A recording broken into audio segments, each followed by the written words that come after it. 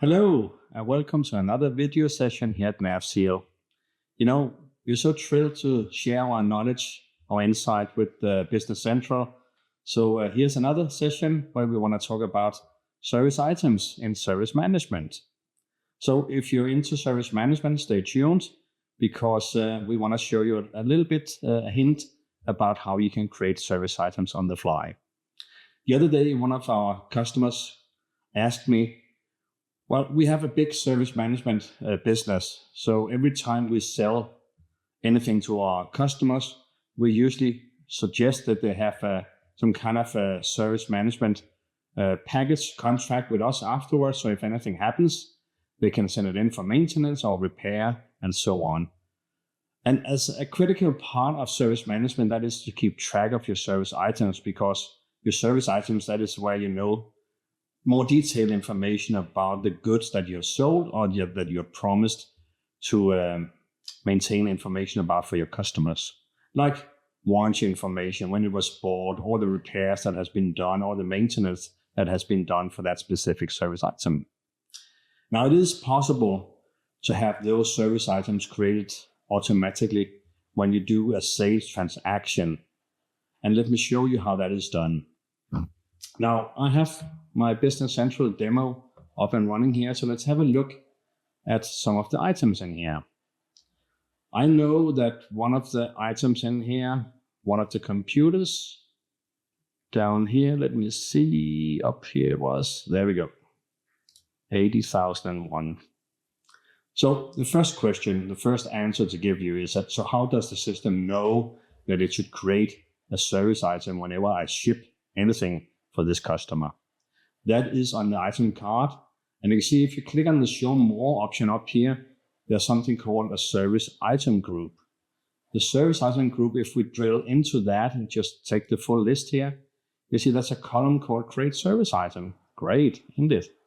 So if you put your items into one of these groups with a check mark in it, you can maintain the groups yourself. You decide which groups to have in here and which ones should create the service items.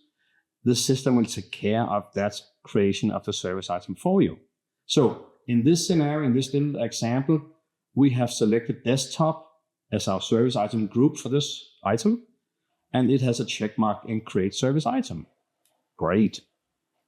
Now, another thing on this item to be aware of is that we are running with the item tracking on it. That means in this scenario, in this example, we use serial numbers on the computers. And it makes a lot of sense, of course, because it's the same item, more or less. But we need to keep track of each individual item with a serial number. So that is how we do that with the item tracking codes. But let's try and make a transaction then. So if I make a sales order, and here we're going to create a new one.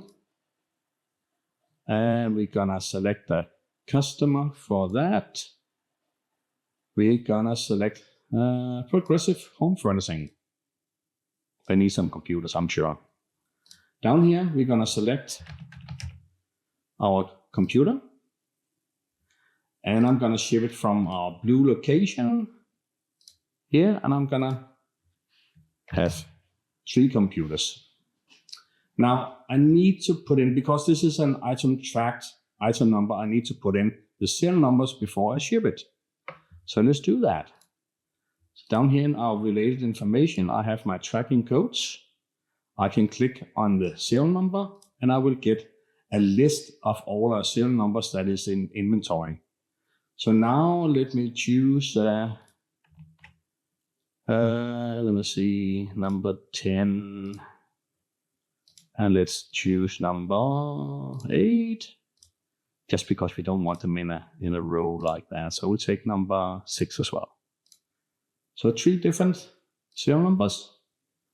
Now, before we ship it, let's make sure that we do have quantities to ship in here. We do. So let's make it simple. We're going to post it. We're going to ship it. We're not going to invoice it right now. We're just going to ship it. Just going to click OK. And it did so. So now we can see here, shipped 3. Perfect. Now let's go to our service item list.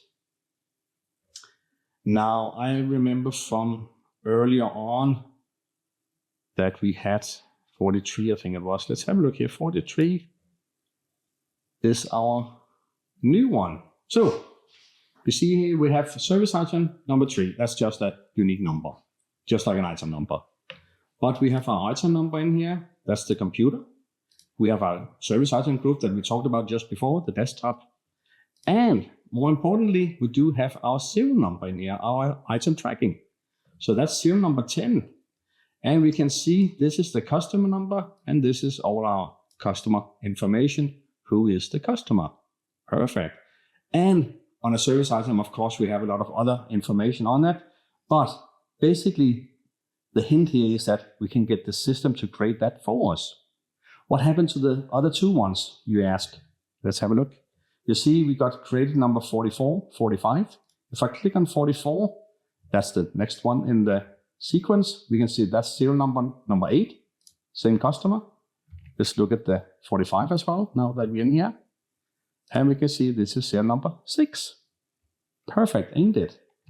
So see, this is a great way to have the system help you creating those, you could say, basic data, but basic data that you really need in your business, because it's crucial for you to know that you have that information about your items. I hope you enjoyed the video, and we would love to see you again, so stay tuned. We're gonna have some more videos out there, so talk to you soon. Thanks. Thanks for watching this video from NAV SEAL. Check out more right here. NAV SEAL offer assistance and counsel on any existing solution, so if you're in need of assistance, don't hesitate to contact us on navseal.com or LinkedIn. Consider leaving a like and subscribe for more tips, news, and guides to anything Microsoft Dynamics 365 Business Central.